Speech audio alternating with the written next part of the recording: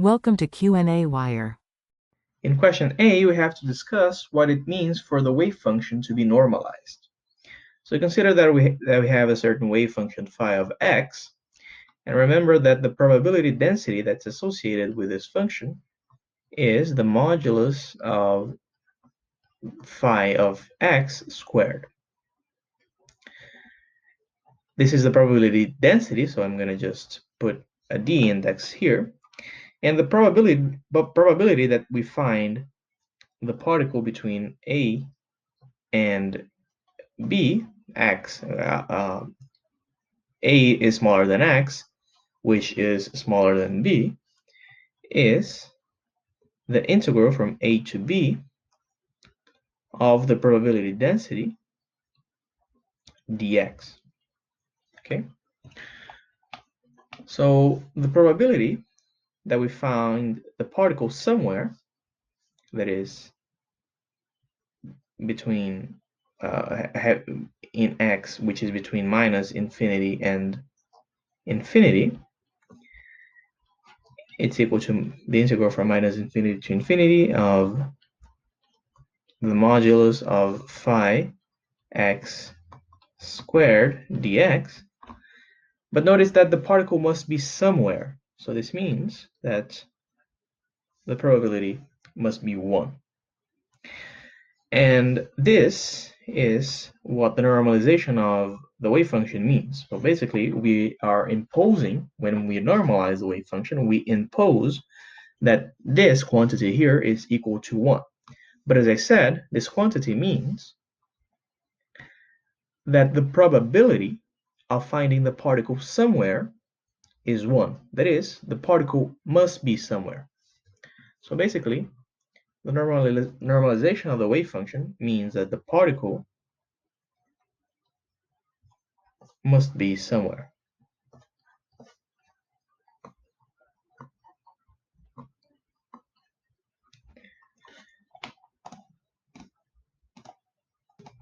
Then, in question B, we have the wave function e to the ax, where a is a positive constant, and we have to decide whether or not this function is normalized and whether or not it's even a possible wave function. So let's calculate the integral from minus infinity to infinity of the modulus of phi squared times the x, and this is equal to the integral from minus infinity to infinity of e to the 2ax dx. So this integral is 1 over 2a times e to the 2ax from minus infinity to infinity. But notice that the upper limit gives us just infinity. So notice that this wave function is not normalized, and as a matter of fact, it cannot be normalized because there's no number you can divide by infinity that will give a finite number. So this means that e to the ax is not an acceptable wave function.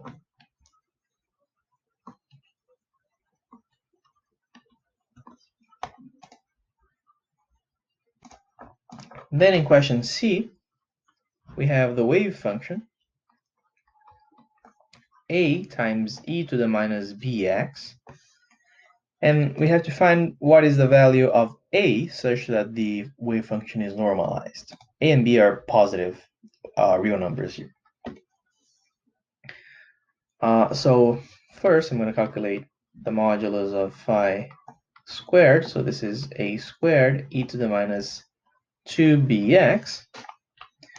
So we have the integral from minus infinity to, actually from 0 to infinity, because the exercise tells us that the particle is confined to the range x greater or equal than 0. So this means that the wave function for x smaller than 0 is 0.